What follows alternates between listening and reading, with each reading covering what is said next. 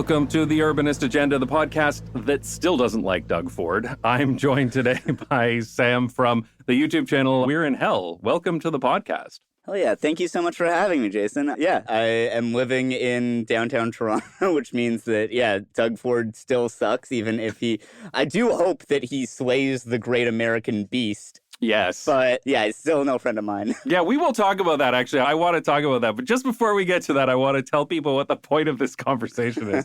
The initial point. I don't know where we'll go from there. But so Sam runs a YouTube channel called We're in Hell that does video essays that are very interesting, actually. I've really enjoyed several of them. Thank you. And he wanted to do one about this whole Doug Ford bike lanes thing. That was the original kind of... Well, I think first we were going to talk about public transit in Canada, right? But then the Doug Ford thing came in, and then it seemed silly not to talk about that in the context of it. Yeah, the original idea of the video was going to be about how I think it was 2017, the TTC, the transit company for Toronto, put up posters everywhere saying that they had the best transit system in North America. Yes. And everyone who lived here was like, that can't be true. New York is a thing. Mexico City is a thing. Like, there's no way that we have the best transit system in North America.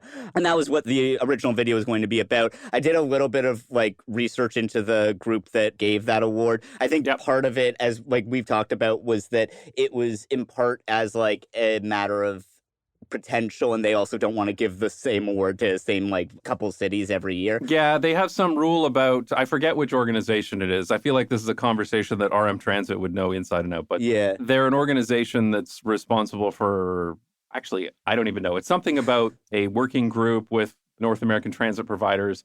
But the point is they do give out this award each year, but it is more about potential and the things that they've done recently, and they don't give the same award to the same city in I think it's a 5-year period or something like that. But anyway, so that's how, of course, Toronto can win. The other thing was, in their justification for it, was that the TTC is the most rider-funded transit system in North America. Yeah, as if that's a good thing. Yes, that's horrifying. So that was what originally got me into this rabbit hole. And this is one of those videos that I sort of put back on the shelf a bunch of times just because I wasn't sure what my sort of way in would be. I always like to have some sort of interesting idea or concept that I get really excited about trying to explain to people. Right. And it felt like with all the urban transit stuff, it's very interesting, but it's all that makes sense. At least that's my sort of thing with whenever I watch videos like yours, RM Transit, Climate Town, it's all this is all really interesting, but there's not that's such a weird way of looking at things. Right. Which is what I tend to look at. And so I don't know, I sort of put this away for a while, and then the bike lane stuff started happening, and I was like, now's the time. Let's do this. Yeah. So we had a chat and we were talking about this, and you put together the video. And if you are listening to this and you haven't seen it, you should go to YouTube, put in your watch later for We're in Hell. It is actually very entertaining. Thank you. I think it was a good analysis, too, because you talk about some of the sociology behind the whole thing, too, and some of the way that people view the world when they drive everywhere. I mean, that's really what it comes down to. Yeah. Right? That was sort of the main thing that made me really excited to do the video, was a book called The Ecology of the Car, I want to say. Let me just double check it because I always get this name wrong. The Ecology of the Automobile. Fantastic book. It's really, really cool. Really blew my mind. It's a lot of the stuff that you were just bringing up of just how people's perception of the world changes when they're looking at things through a windshield. And I think the thing that really blew my mind was the part where they sort of talk about what an ideal space for a person is and what an ideal space for a driver is, and how ideal space for a person, it's a lot of sights and sounds. It's being able to walk through and see that smells amazing. Oh, look, there's a bunch of stores in this one little shop. Oh, over there is someone playing music, and seeing all sorts of stuff like that. The ideal space for a driver is everything is predictable, which makes sense. If you're going to drive, that is what you want. You don't want there to be sudden turns. You don't want there to be lots of things to distract you. And that makes sense. I'm not saying that there should be no places like that, but at the same time, that's a horrible place for a person. Yes. Yeah, and that's fundamentally the issue. I mean, even when I look in my own research, and you're right, a lot of this stuff that I talk about really is kind of just straightforward. It's you read it and you're like, oh yeah, that makes sense. And it is a lot simpler than people kind of make it out to be sometimes. And a lot of it really does just come down to status quo in politics, and that's really it. Like, there's no other issues to talk about. Sorry, just to be clear, no, like, I don't mean any offense with that. Like, I love your content. I love that kind of stuff. It's just that, like, that's kind of also, like, I read so many books for this because I was, like, trying so hard not to be, like, Not Just Bikes or Climate Down or whatever at home, you know? Like, I was like, I have to do something that they wouldn't do. We have the Not Just Bikes at home. But my point is that it really does just boil down to these fairly simple things sometimes. But in my own research, I've found that a lot of what you see in North American traffic engineering and the whole philosophy towards cars comes from this kind of area in the 1950s and 1960s where they were trying to get very scientific about like the best way to drive and things like that. But they did all of their research on like US country roads, right? Mm-hmm. And highways. And so it's like, yeah, on a highway, you want it to be as straight as possible. And you don't want it to turn that much. And you want it to be like really easy to merge in and out and that kind of stuff. And the same thing with the country roads. They were looking at it, move everything away from the road, get rid of all the trees, get rid of any buildings near the road. And all of this stuff was perfectly reasonable in the context of a highway or a country road. The problem comes when then they say, okay, well, then we're just going to ram that right through the center of town, which, again, comes down to exactly what you're saying. A driver doesn't want to have a bunch of trees along the side of the road or along the side of the street. But when you're walking, isn't it so great to have a line of trees there beside the street? They provide shade and they're interesting, and it's exactly that. Totally. And so is this similar to like the Chicago school? I don't know if that... Like, my understanding of, like, the Chicago school, like, sort of, like, the field of, like, urban planning came out of, like, Chicago, where a lot of it was sort of this idea of, like, the human is essentially an animal. And so we have to think about cities as, like, a wilderness. So, like, here is the watering hole. Here is, like, where people can, like, go get food. And it makes a lot of sense. Like, it's not like a crazy idea to have, but it doesn't work well. Like, it's like horrible to have like these, like, this is sort of modernism in like urban planning. It generally refers to these hyper planned cities. And it's horrible. No one really likes that. Like, it's like, they look awesome. Like, I'm one of those people who's like an apologist for brutalist architecture in that I think that it looks great from the sidewalk. Yeah, if you've ever spent a lot of time in a brutalist building, it sucks. It's horrible. Yeah, there are no windows and stuff. I remember a brutalist library I went into, and it looked really cool on the outside. As soon as you get in, it's like these little slits for windows, and you're like, Jesus, I feel like I'm in a prison. This is something I've always wanted to make a video about, but like, I went to University of Toronto, and so I spent a lot of time in Robarts Library. Right. I always call it the Turkey of Tears. Yeah.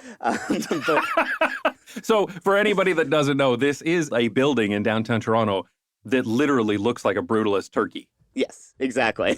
It's the, like, big library for the University of Toronto. It's open all night long. At least when I was going there. I think that things may have changed, like, with COVID. But I would do all these all-nighters there. And again, I think it looks really cool from the sidewalk. The thing with, like, brutalist architecture, though, or, like, modernist architecture is, like, its hallmarks are things like a lot of tight corners, so, like, you can't see what's around it. A lot of really overly complex floor plans. Like, if you've ever been inside this building, there's, like, up and down escalators that are on completely opposite sides of this massive room, so you have to, like, walk all the way around it. There's no, like, windows. Everything's concrete. It's horrible to be in. And it's always funny to me when I feel like a lot of like lefties especially will be like, brutalism is awesome. And it's like, it looks cool. I will give you that. But at the same time, it's horrible to be in. And the place where you still actually see a lot of this kind of architecture is in shopping malls and like stores, because they want you to have to walk through like a big thing to get to the cash register so you'll buy more stuff. It's not good for people. No, it's really not. And I think what you were mentioning about cities, there are some of these planned cities that look so amazing from like the helicopter shots, right? Mm-hmm. From above. They look incredible, or from the map view or from a satellite view. Brasilia is a big example. Yeah, exactly. A perfect example of that. But then when you get on the ground, you're like, Jesus, this place is like anti-human. Mm-hmm. Sorry, we got on a bit of a tangent there, but yeah. So like, this is something that I sort of talk about in my video, though, is how so much urban planning and like research into it is based around traffic. And there's a couple papers I've read about this that sort of talk about, in different ways, the fact that the job of an urban planner involves so much. Like, it involves social justice issues, it involves history, it involves environmentalism, it involves, like, the economy, it involves so many different things that is not something that any person, no matter how smart, can really realistically like manage all that stuff. And there's a couple papers I read that sort of argue that the way that that circle gets squared is that they will essentially just focus in on traffic, and any group or like population that doesn't contribute to traffic isn't really thought about because they aren't contributing to this issue that is the whole thing. And so even though people who don't make traffic are, you would think, the solution, and that's like great that they aren't causing this problem, because of that their needs aren't really attended to. And so everything gets focused around how do you solve for traffic. And so that means that pedestrians don't really get a lot of attention, cyclists, the elderly, the very young, people who just can't drive, like those are groups that are neglected a lot. And there's a whole lot of really interesting research that's been done about the effects that that can have, where like on like the socialization of children, like kids who are able to like be outside and like play in the street, and like that is a whole aspect of socialization that a lot of kids just completely miss out on. Same with elderly people. If like you're completely stuck inside or completely reliant on other people to get you around after a certain age, then that's horrible. That's a horrible experience.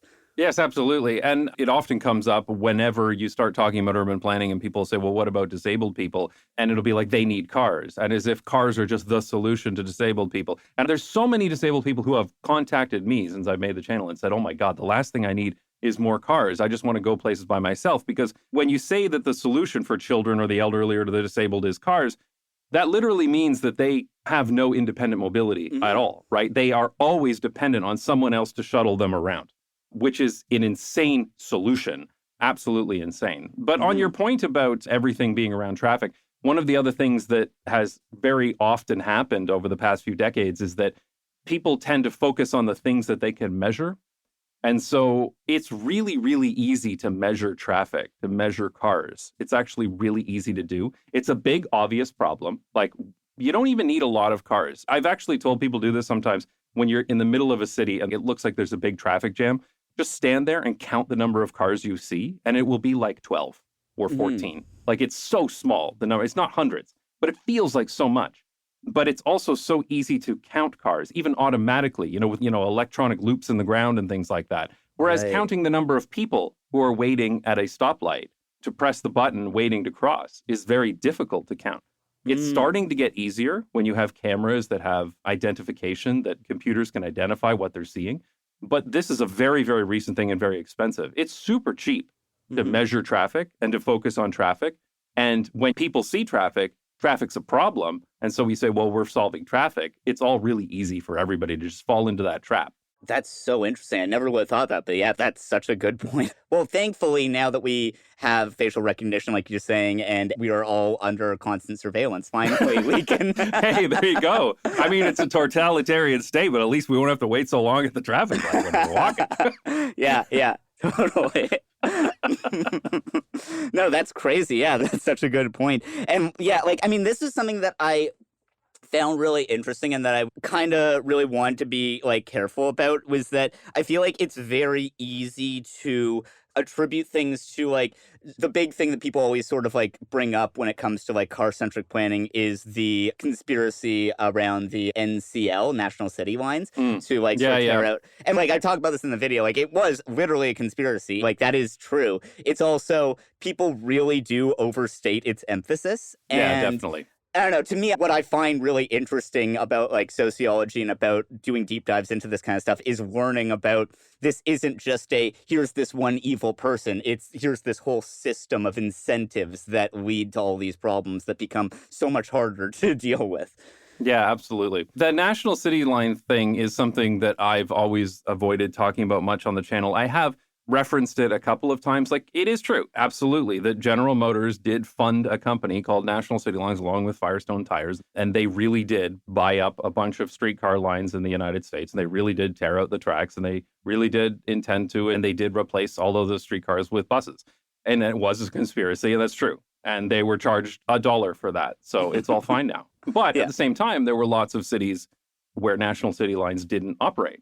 And there are also cities outside of America. I know it's a little bit surprising to some Americans, but there are actually cities outside of America. And they also had trams and streetcars that were torn out that had nothing to do with a conspiracy. Yeah. It's really not quite that simple. Yeah, no, if I understand correctly, part of it was that no one was really paying attention to it except for this one random journalist who basically full on like conspiracy theorist shit was like he was like distributing like homemade pamphlets to people. Like that's how the word got out. And like National City Lines like put out like a smear campaign against him. And like I love in their response that they're like, he's sending out dangerous information on cheaply made pamphlets. I love that little detail that they're cheaply made. Well, you know. But Yeah. like this guy did genuinely do fantastic journalism. And I don't think you can really hold it against him that he overestimated how many cities National City Lines was involved in. And then politicians then started running with this and using that to go after car-centric planning, essentially. And so they did absolutely overstate how much of an impact it was. Like, I feel like it is kind of a situation of like doing the wrong thing for the right reasons, and that it's like, yeah, like I kind of agree with like all the political uses of that rhetorically. It is also not totally true, and I think does miss some of the more insidious aspects of it. But yeah. You know, there's actually an interesting part of that story that the streetcar companies in the US were mostly privately owned. They were owned by developers who would make a streetcar suburb. They'd make the streetcar out to it, and then that was valuable, and then they owned the land, and they sold the houses, and that's how they made their money, and then they ran the streetcars. They didn't really care about the streetcars that much after they sold the land, to be honest. So that was one part of it, is that it was being run by developers kind of haphazardly all over the place. It wasn't like today where we have like a transit agency who organizes a transit network and like puts lines in places where they make sense. This was really just like, you know, a developer has a piece of land out in the middle of nowhere. They're like, well, I'm just going to run a trolley over to it so that it's worth more. But the other thing that was interesting is that these trolley companies very, very often had deals with the government in order to be able to operate on city streets. And one of those things was a fare that they charged. And this was before inflation was a thing. So it was often, let's say, 5 cents to take the trolley. But there was no inflation in the past, or it was so minor it didn't matter. So it was set in law that you could only charge 5 cents. And then when inflation comes along and things start getting more expensive, they're not allowed legally to charge more than 5 cents. And so the government's just like, no, you have to charge 5 cents. And so they just go out of business. And there was also like just a ton of government corruption too, like sort of like mismanagement of the taxes they were getting from the streetcar companies. You left a comment on the video and corrected me on this. I'm glad that you brought this up because I wanted to talk about this. Is that so? I had read about all of this in The Great American Transit Disaster. I don't know if you've read that book by Nicholas Dagan Bloom. Very good, like history of it. I do find that he has this sort of bias where it's like he's trying to seem very unbiased and then gives very conservative accounts a lot more weight than I think that he always should, is like my biggest criticism of it. And so he brought that up, but then also all the sources that he quoted are people who worked for these transit companies and like were like in the C-suites for them. And it's like, I don't totally trust this person. That's why I decided to leave it out. But yeah. No, that's perfectly fair. That's perfectly fair. But there is like such a complex part of that. Actually, one of the things that I mentioned in the comment to that is this recent idea of motonormativity. There was a researcher that put out a paper on this a few years ago. And I've seen a few follow-up papers on this actually as well. This whole idea of like we treat cars differently than other things, like fundamentally. So they did these studies of what they called motonormativity, where they would give a group, you know, randomly selected group of people different questionnaires, and they'd ask them questions like, it is inappropriate for somebody to smoke around children because smoke is dangerous to them, right? Yes, I agree, disagree, that sort of thing. And then another group of people would be given a question of, I think that it is inappropriate for people to drive around children because the smoke from cars is dangerous to them. And the answers that people give are like night and day different. So I read this paper for this video. Good. I'd be very interested to see the follow-up because I do think this is absolutely a thing. I don't like that paper, though. I didn't love the paper itself either, I must admit, but I like the idea. Yeah, like a lot of the examples that they use, like you're using, I think, the best example that they use. That is why I'm using it. Yeah. One of them that they did that I thought was like really wild was that they're like, if someone leaves their backpack on the street and it gets stolen, it's their own fault, versus if someone parks their car on the street and it gets stolen, it's their own fault. And it's like, those are actually very different. Like, I'm not like a big car person, but it's like, yeah, no, I think that those are completely different situations that like, yeah. So I don't know. I'd love to see more research around that because like that is sort of what my video is about. And I do think that there is a lot of ways that like, yeah, motonormativity and like the way that cars are the air, literally the air we breathe, is such an interesting aspect of the world, but then at the same time, yeah, I don't think that they study it very well. Well, some of the questions were, I mean, that backpack one in particular is not great. I think there was another one along the lines of like, if I want to, I should be able to store my old refrigerator outside of my house. Yeah. And another one is I should be able to store my old car outside of my house. And some of those are appropriate, I think. I think that one makes sense. But also, though, I feel like a lot of people, when they hear I should store my old car outside my house, I feel like if it was like an example of like I'm going to put my like car up on bricks in my front lawn, I think right, on the lawn, maybe that's inappropriate. Yeah, would probably have similar answers around that versus like picturing like an old beat up car in someone's driveway. Yeah, and I also think that we do have to acknowledge that cars are really useful sometimes, right? And so when you talk about the smoking around children, I mean, you don't have to smoke. You are addicted to it, perhaps, but it's not really doing you any benefit, whereas that car is presumably getting you to work or going somewhere useful. And so I acknowledge that there is definitely a difference there. But I also think that whenever, and this is one of these things that just annoys me about any response that I get from normies since doing the YouTube channel, a lot of the arguments boil down to cars are really useful sometimes. Therefore, everybody should drive everywhere all the time. And it's kind of like, okay, cars are really useful sometimes. But, you know, so are guns and chainsaws, right? Like... There's so many pieces of infrastructure that are insanely useful that I don't want to live beside, or I don't want like in the middle of a city. I think, you know, like nuclear power can be very useful. Dumps are very useful. Sewage treatment plants are very useful. I don't want one of those in the middle of a downtown core. And that's really the trick, right? Yeah. And that really does annoy me, though, because is so often what the argument boils down to. And I'm just like, can we have a little bit of nuance here? And also, can we just talk about the negatives of cars without having to constantly acknowledge and constantly hedge to say, I know they're useful sometimes. I know sometimes people need them. I know that, you know, we all know that. Can we just move on and talk about the problem? 100%.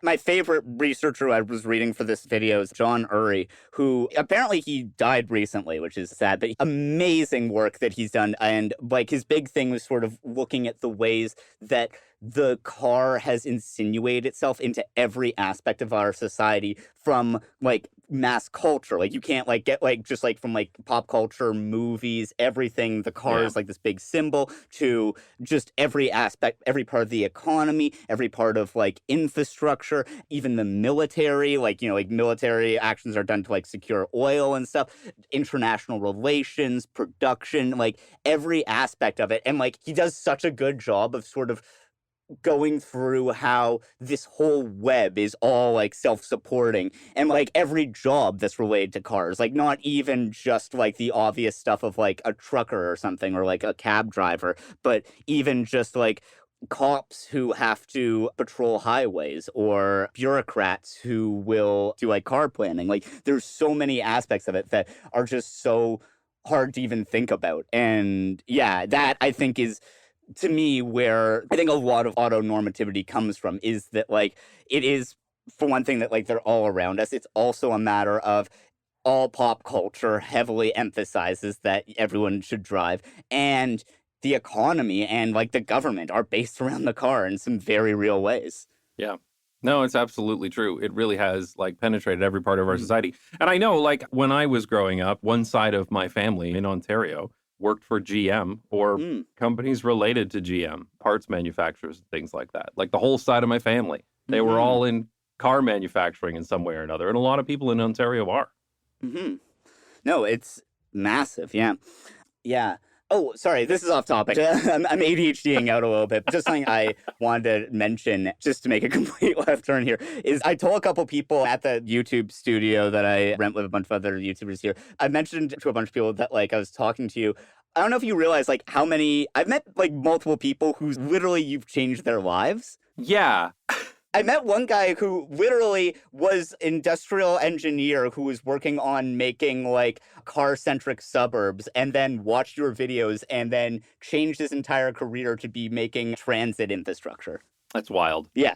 But yeah, I do know that. And I've heard from literally hundreds of people. I mentioned this in a video that I put out in December, that like the number of people who have contacted me and said, hey, I've decided to go into urban planning because of your videos. it makes me a little uncomfortable because I've never worked as an urban planner. Right. I've never gone to school for urban planning. I went to school for electrical engineering. And so it's always like, okay, I hope you like it. It's not my fault if you don't. Right. But then I mentioned in that video that I remember, like, I have a friend who went into archaeology, and he was telling me that the teachers were saying that in the 80s, when Indiana Jones came out, there was a massive spike in the number of people who went into archaeology. And I guarantee those people were more disappointed than anybody who watched my video will be. So I don't feel too bad. But yeah, it is pretty wild. And I think a lot of that comes from the fact that, like, this happened to me, right? Like, I grew up in car-dependent suburbia. I grew up with the assumption that, like, once you're over 16, you never ride a bicycle again. Like, I remember, like, just basically putting away the bicycle and being like, well, I don't need that anymore. Even when I was at university and living, like, a 40-minute walk from school, I'm like, why the fuck didn't I bike? I don't know. I remember thinking that when you get kids, you need to own a car. If you want to buy groceries, you got to have a car. Like, this is what I grew up in as well. And it was over the course of several years and living in different cities, living in central London, real London, that is, in the UK and such, and then finding strong towns in around 2013, that it was like, oh, shit. Like, wait a second. Like, I've been sold this whole story that is just not correct. It's fundamentally not correct. And so when I was making the videos, I was very much like telling people, hey, did you know that all this stuff that you thought was this way is actually not? I never expected it to be anywhere even remotely close to as popular as it was, of course. But yeah, I mean, one thing I'd be curious if this is something that you like noticed. I feel like, I mean, everyone, I think most like YouTubers saw like a big like bump in everything over COVID lockdowns. But I'd be curious if, like, for me, I think I definitely like became a lot more interested in urban planning stuff. I'd taken like one like course on in university, but like for me, the big thing was, I think, seeing all these like spaces that are effectively completely empty. Like, I used to live like right near University of Toronto, and it's this like total institution that is completely shut down, and here's these like massive amounts of spaces that are completely empty, and that like completely got me to start, like, I'd go on these like long walks to like kill time, and like completely got me changing how I look at the city I was living in. Yeah, the COVID lockdowns had a huge impact on people's realizations of this stuff, for sure. And actually, I credit a lot of the success of my channel to some good timing. I mean, that's the way it is with YouTube. Some of it is skill, and some of it is talent, and some of it is just pure luck. And I started my channel in October of 2019, right? And then it started picking up, and then we went right into COVID. And what people saw was they saw their city suddenly with 10% of the number of cars in it. And they're like, holy shit, this is actually way better. They saw parking spaces turned into restaurant patios. They saw stretches of road just blocked off to cars so that people had somewhere to go outside. And when they saw that, they were like, wow, this is actually a lot better. At the same time, those people were locked inside, and YouTube was huge back then. Like, every YouTuber I talked to was like, wow, remember how much we were making on those AdWords on our videos in 2021? So, you know, those things came together in kind of a perfect storm for everybody to be funneled in online, and suddenly Not Just Bikes comes up and they're like, oh, shit. I mean, I always like saying, I think that like success in any like creative artistic thing is when luck meets skill. Yeah. Is like, you know, you have enough skill to deliver on the thing and you get your lucky break. I think it's the case with actually literally everything. I remember a boss of mine telling me this, that I thought he was absolutely 100% correct, is that you really can't be successful without being lucky. But at the same time, you have to set yourself up for luck, right? Like, because the luck will fall in your lap. You better have something there when it arrives, right? Like, if you don't do the work to have something there, then the luck is irrelevant. It'll pass right by you. And so it is a part of both, but yes. But I think that goes for anything. Yeah, I was just going to say, though, I feel like this is a take a friend of mine pointed out that this is just a general COVID thing, but like it sort of works circularly, where like I think like the fact that CERB was happening is a big part of why people started like taking COVID seriously. Like that is like the biggest time that like I was working in like a restaurant until I got laid off because of COVID stuff. Oh, damn. And so the restaurant, it's like a big Toronto vegan chain restaurant that laid us all off over Instagram, and I made a post shitting on them. Yes. Okay, like I've heard of like getting laid off by text. That's bad enough. Getting laid off by Instagram, that's a whole other level. We were actually supposed to be laid off by text. The social media manager jumped the gun and posted that everything was closed before I got the text. Oh my God. But I was like, this is like before I like even like my YouTube channel had like more than like 1,000 subscribers. I just like post on like my private thing being like, fuck this company, like, oh, like they're like, you know, like whatever. And then they hired back everyone except for me. And that was literally, yeah, like first they hired back all the like people who were immigrants who like couldn't get like CERB or anything. I was like, yeah, that's super legit. I really appreciate that. Then they started hiring back people who were like below me. I'm like, oh, that's weird. Yeah, fuck this guy in particular kind of thing. Yeah. 100%. Like, I was also being a piece of shit. Like, we found out the person who, like, ran their social media's name, and they would be, like, messaging them being like, Jennifer, you have more in common with us than you do with them. Like, shit like that. Class consciousness! Yeah.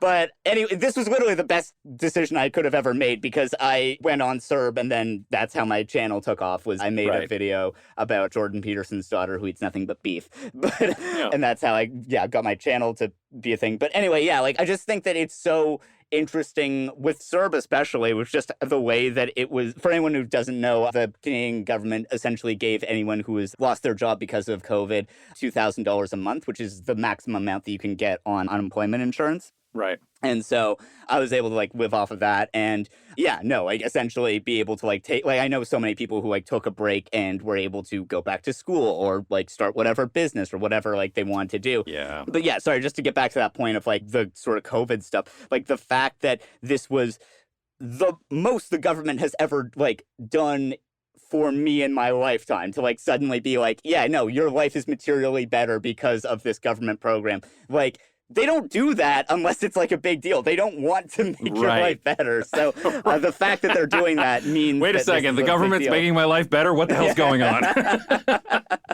Look, that story, having the time to do what you want and not have to worry about going to work can make so many great things. And I still firmly believe that if we had our socialist paradise, that there would be more people who could just do great things because they didn't have to panic about going to work every day to put, food in their... Anyway. Yeah, 100%. But separate from that, let's talk about the opposite of something good. Let's talk about Doug Ford. Oh, yeah. Yeah, let's talk about him. I mean, it's so worrying to me that, he is 100% going to become, I'm pretty convinced, going to become conservative prime minister at some point. Yeah, which is fucking scary to me, but... Yeah. Yeah, so I do want to talk about the bikes lane stuff that you uncovered. But of course, Doug Ford is in the news right now because he's taking a very hard stance against the U.S. tariffs. Mm-hmm. And, my wife and I were just talking about that today because I know Doug Ford. I've actually met the guy. He's a complete asshole. Mm-hmm. Like, he's the biggest asshole you could possibly imagine. Rich kid, handed his dad's business, thinks that he's a big shot. He's such an asshole. But this is the one time when he's like perfectly set up to do this because he can be an asshole back to Trump. And it's like, wow, look at that. Doug Ford is the world's perfect asshole. And he's like in just the right position right now. Yeah. When he said that I will cut off electricity to America with a smile on my face, I was like, God damn it. Yeah, you're such an asshole, but yeah, good go. Yeah. I will follow American leftists on Twitter who are all cheering on Canada. They're beige, Doug Ford's beige. I'm like, no. I mean, yeah. Excuse me. I saw one person who was talking about Trudeau being like, yes, remember your true father, kill the great Satan, the Castro thing. Oh my God. Anyway, yeah, no. So yeah, Doug Ford, it sucks because I felt the exact same way of seeing that and being like, yeah, no, this is so based. And then also fuck, he is going to... For one thing, it's interesting in the sense that, that is his entire appeal when he's, normally he's rallying against, those elitist cyclists in Toronto or whatever. Yeah, exactly, and right. That is what all of his, voters are feeling when they see that and are like, yeah, no, let's stick it to them. But, it does feel good to be on the other side of that, for sure, for sure. It's like that eye of Sauron of anger and hate. He's just finally targeted at somebody who might actually deserve it, you know? Yeah, I know. And yeah, just for any context for people who are listening to this who aren't in Ontario, yeah, so Doug Ford is our populist premier who has essentially, he just won re-election again by calling election extremely fast, and no one else has time to organize. The Liberal Party is in shambles right now with Trudeau stuff. And yeah, he just won majority again. He originally won by saying that he was going to make beers cost $1, which he never did because that's not possible. Yeah. And yeah, he sucks. I fucking hate him so much. I say this in the video. Literally, it is a true story that I literally once had a nightmare about Doug Ford walking by my apartment. And the scary thing is that it was one of those like running through quicksand dreams where I couldn't get to him fast enough to attack him. Oh my God. So you went down the whole Doug Ford rabbit hole for this video. You know, I made a video about this as well, but most of my video, I was talking about my personal experience with him because I was a safe streets advocate and cycling advocate in Toronto. And so I was running into him and that dipshit brother of his all the time, and as well as some of the other city councilors that are absolutely trash, like Holiday and Mamalidi and stuff. So I talked about those experiences that I had, my personal experiences with him, and the things that I had seen him do. What did you uncover? Was there anything surprising in there? Nothing really. I mean, I definitely was not like an activist, but I mean, I've lived in Toronto basically my entire life. I very much remember all of like Rob Ford years. He was elected when I was 17, so I was like following it, but like couldn't vote in the election. But yeah, like I even like went to like mayoral debates for that. So like none of this is like particularly surprising to me. I've definitely followed the Ford brothers for a very long time. Yeah. And yeah, I mean, it's the same old shit of like everything he's saying is a total lie and like obviously. I guess the thing I did find interesting, I don't know if you like looked into, there's essentially like a shadowy cabal of business owners in Toronto who have been lobbying to get the bike lanes taken off of Bloor Street for forever. It's all based around this bar on the Danforth. Yeah, quite far out in the east, I think, if I remember correctly. Yeah, there's this conservative sports bar where like a ton of conservative politicians have all had their like victory parties at. Right. Yeah. I was planning on like putting that in the video, but then was like, no one cares about this one bar.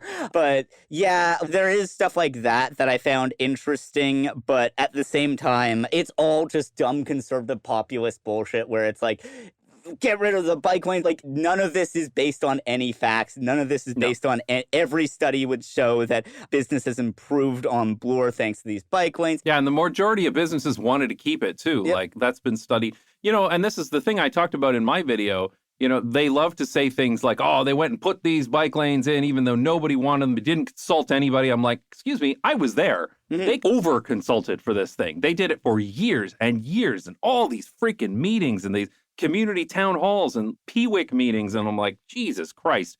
And then they can just come up and say, they never asked anybody, never consulted me. You know, I'm like, okay, I'm sorry we didn't personally come to your house. Yeah, and ask you if you were okay with it. But, you know, the 97 letters you got through your door for a community engagement meeting might have been your indication that we were asking you about it, you know? Yeah. I mean, so I remember when the bike lanes first went in, I was working at a burrito restaurant that was like in Wee's Palace on like Bloor Street. And I remember a guy came, so I would work there and it would essentially be completely dead except for lunch. And then when the concert got out at like the end of the night, and the rest of the time it would just be like me and like my other like coworker just like sitting around doing nothing. And I remember like someone coming in like right after the bike lanes went in and like they'd be like, yeah, it's like really dead. And you'd be like, yeah, you know, no one's really like coming in. He's like, oh, it's because of the bike lanes, right? Yeah, like, right. What are you talking about? No. It's like, dude, it's because it's not lunch. Yeah. Like, it's so deranged and so, like, conspiratorial. And, yeah, I don't know. I say in the video that, like, this was... I tend to, like, procrastinate a lot with my videos, but one thing that can get me off my ass is spite. And this was entirely motivated by spite at just the fact that, like, my commute from my apartment to the studio is going to become shittier now. Yeah, and more dangerous, too. Like, I remember cycling along that stuff. So my wife in particular was really, really involved at the time that those went in. She was actually on the board of directors of Cycle Toronto. Oh, cool. Those Bloor bike lanes people have been advocating for those since literally the 1970s. Mm-hmm. And there were some people that we met that were still doing that after like 40 years. And it was like, holy shit. They like started when they were in their 20s. Mm-hmm. And I was like, wow, this is insanity. And it finally came in, like the idea that this was half-baked, throw it in, city councilor, these closed door meetings is the biggest load of bullshit that you could possibly imagine. And they're overwhelmingly desired by the people who live in and around the area. But so here's the thing, like one of the things that we had with Danforth, we were in that area in Riverdale. So we were mostly concerned about the Danforth side of things in our local advocacy. One of the things we saw is that there were some business owners along the Danforth who really didn't want the bike lanes. They were really concerned about their parking in front of their shop, right? That's what they would say, we need that parking space. We need the parking space. Right. All of our customers will leave. So there were a few of the studies done by advocacy groups, but also by the city that were showing that it's like these parking spaces, like cars are sitting there for huge amounts of time, right? Like the customers are not rotating through. And the numbers just didn't add up, right? You look at it and you're like, okay, like you're telling me that your restaurant is entirely dependent on this 1.5 parking spaces in front of your business? Like there's no way that this parking space turns around enough for it to make any meaningful change to your business at all, right? And so when these guys were pushed on it, we learned that the reason they wanted that parking space is because they parked there. Right. Because they would come in the morning. Of course. Because a lot of these business owners used to be in the neighborhood. But, then the business became successful. They made more money. They bought a big house out in the suburbs. So they drive in and they want to park in front of the restaurant. And so their car would be parked there for 8 hours a day. Yeah. And we're like, if you're concerned about your customers parking there, why are you taking up the spot in front of your restaurant? And the whole argument fell apart. And this is why I am so black-pilled on this shit. Because so much of that stuff came out in this, that it's like, I'm really concerned about our customer. I'm going to go out of business if you remove this parking spot. No, actually, you just want to park there. Like, fuck you. That's so brutal. I mean, the thing that I think is like the most infuriating to me is the way that it's presented as like, it's only the idea that like most people are like hobbyist cyclists, which does not, like I say this in the video, like it makes zero sense to me in the sense that like anyone who I know who bikes as a hobby is also an insanely hardcore cyclist. Maybe there's like some selection bias there. Like I'm friends with a lot of people who are like couriers or like my friend owns a bike shop and stuff. Right. Who, like organizes community rides. Shout out Sunday Cyclery, by the way. If you're listening to this in Toronto, give Chase some love. But yeah, like it's crazy just in the sense that like anyone who I've ever met who will like go to like the Don Valley or like go to High Park to like bike for fun is also biking year-round in, like, the most hardcore conditions imaginable. Who is this person who only bikes for fun and doesn't also commute that way? Well, there are actually... They all have Pelotons now. They don't Yeah, bike. right. They all have Pelotons now. That hole in the market has been solved. I am actually not, like, a recreational cyclist. I was only ever a utilitarian cyclist. But I remember talking to a friend of mine who joined one of those, like, cycling clubs. It did start to become a thing, actually. You know how there's the stereotype that executives play golf, right? Oh, okay, yeah. But what happened in people sort of my age, in the sort of 30s, 40s, is that the executives started doing cycling clubs. So they would do the cycling in the morning, and they would go out in a pack of middle-aged men in Lycra kind of thing, and they do their riding. And so those people definitely do exist. Okay. But at the same time, they're not cycling down Bloor. Right, they're driving to some location and they are going out on their cycling. And actually, they are some of the most annoying people when it comes to cycling advocacy because they do only do these recreational rides in certain recreational places and they don't do any other riding. Mm-hmm. They drive to their work downtown, even though they live in like Rosedale, they'll drive down to their office building downtown Toronto. Those are the people you can spot them immediately online in social media because they'll say, and this has become like a meme, they'll say, as an avid cyclist, I like cycling, but I don't think we need these bike lanes here. As soon as you see as an avid cyclist, I'm like, no, you're that guy. Right. I know you, mister.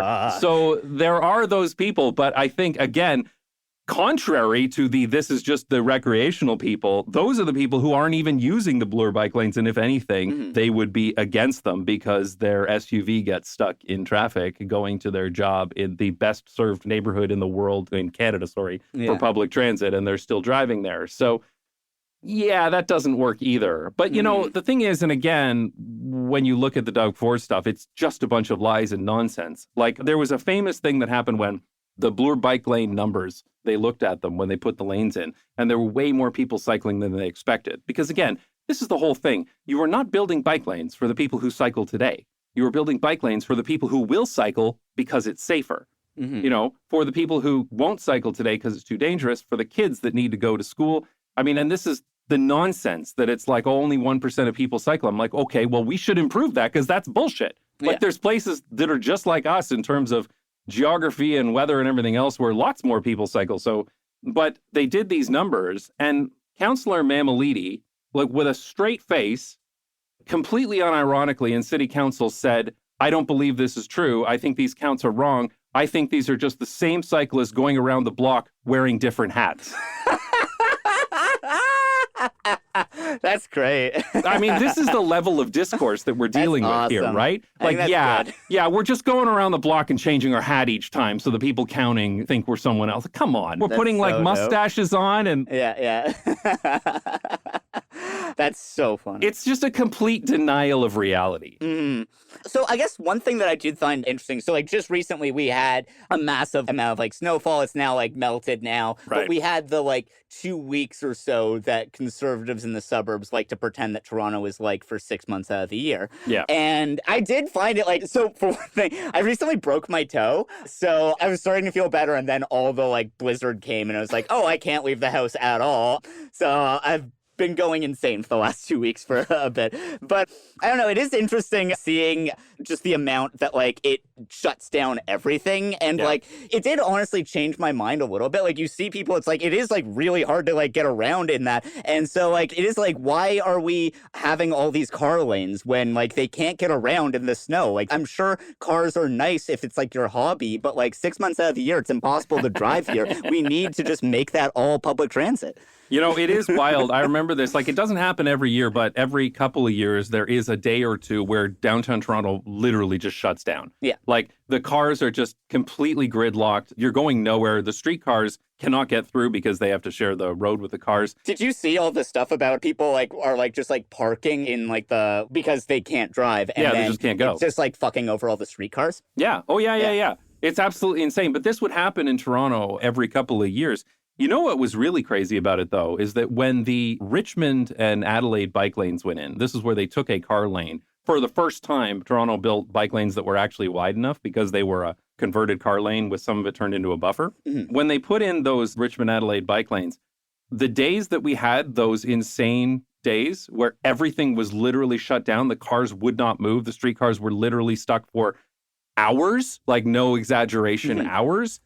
I could ride my bike down those bike lanes. Totally, yeah. Literally, like, the bicycle was the way I could get through on those insane days. And then to have people say, well, because of the snow, I'm like, dude, I was the one that was moving. Like, those cars were stuck for 20 minutes, 30 minutes. I was cycling through. It was a little tough. What would have been a hell of a lot easier is if they had just put a snowplow through and plowed that bike lane. Yeah. Then I would have had absolutely no problems whatsoever. And that's the most crazy part of it. And I'm not some sort of like crazy cyclist who's going to go like at any time I'm going to cycle no matter what. I'm just doing it because I'm like, I know that I can't take the streetcar to work. I can't drive to work. I'm going to ride a bike. And I got there. And I was like one of the only people who could, except for the people who took the subway. Yeah. The subway was ramped.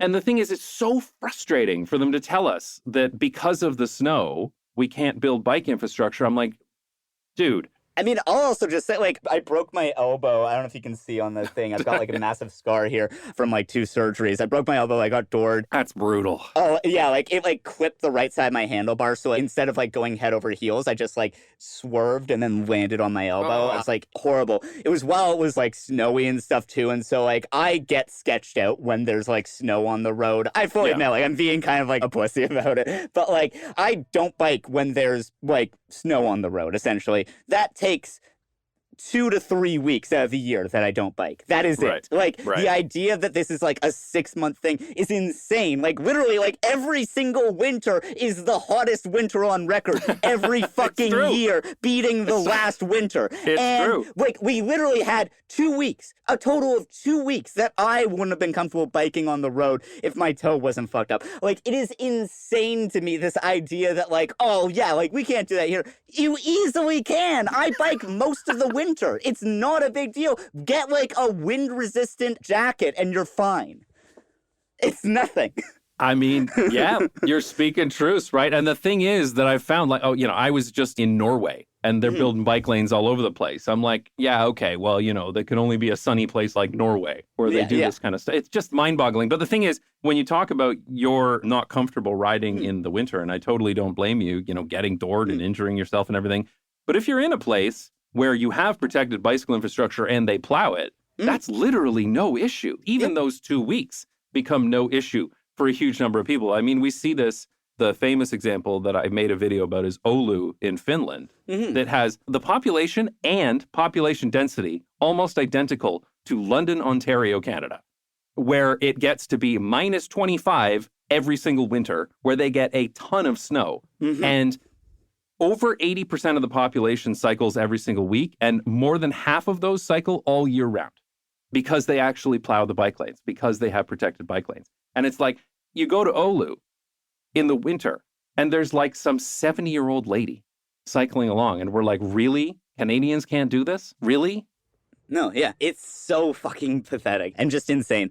My dad is in his 70s and still bikes everywhere. Yeah, I don't know. I grew up, like, downtown Toronto, and so, like, had, like, my dad and I biking, like, to, like, school every day and stuff. So I've definitely have, like, a pretty high tolerance for that. But it is also, like, I don't think particularly hardcore about my cycling. It's very easy to do if, like, there is any infrastructure for it. And that's really what it comes down to. But, try getting that through the heads of Doug Ford and the people who vote for him. So we should probably wrap this up a little bit here, because I know we could talk about this forever. Being we've both lived in Toronto. We've both gone through this stuff already.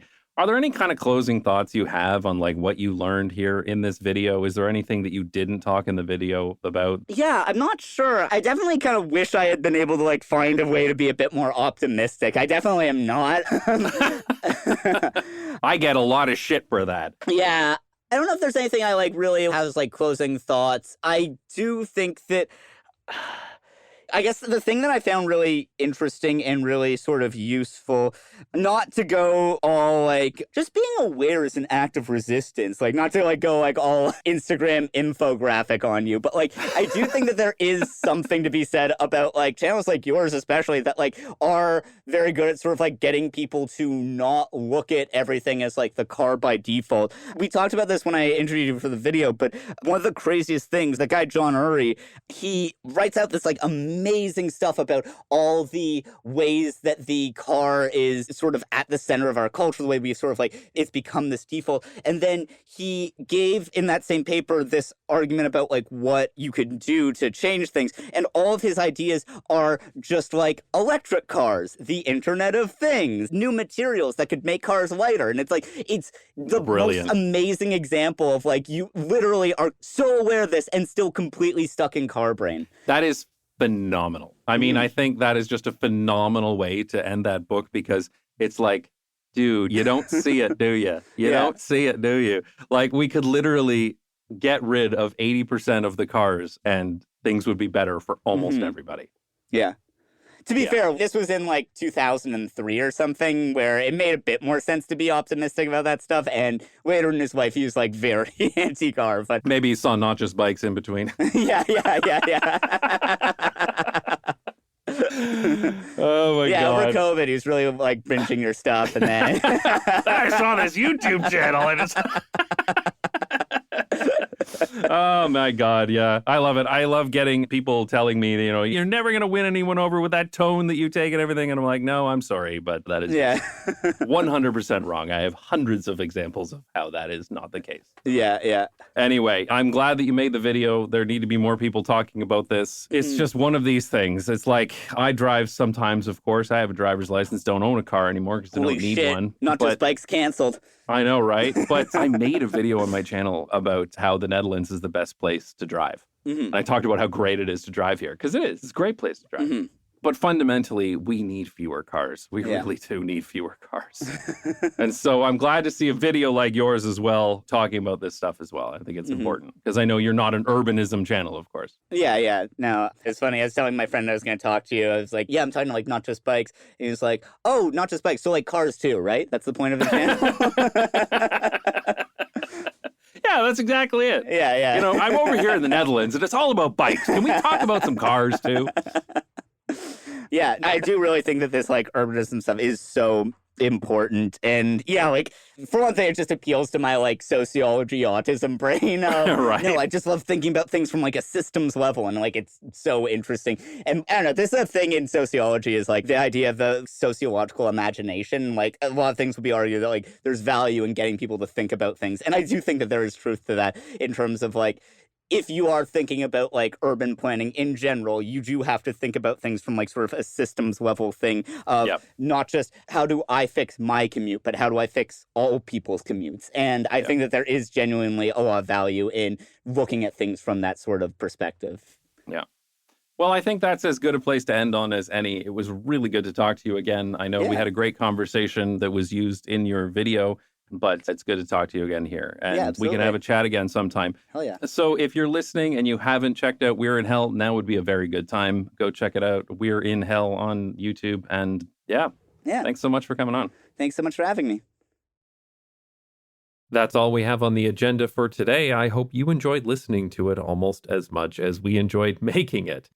I really enjoy talking to other content creators about what they find interesting, and a lot of the people I have on this podcast I met since joining Nebula. Nebula is this subscription streaming service created by and for educational content creators and the people who love their content. Nebula has all sorts of educational content, from videos to podcasts to classes by your favorite creators, as well as Nebula Originals, which are high-budget productions. Honestly, Nebula is such a great platform, and I'm so happy for my content to be available there. If you use our special link, which is nebula.tv/agenda, you'll get a discount off an annual membership, which comes to only $30 a year, which I think is a fantastic deal.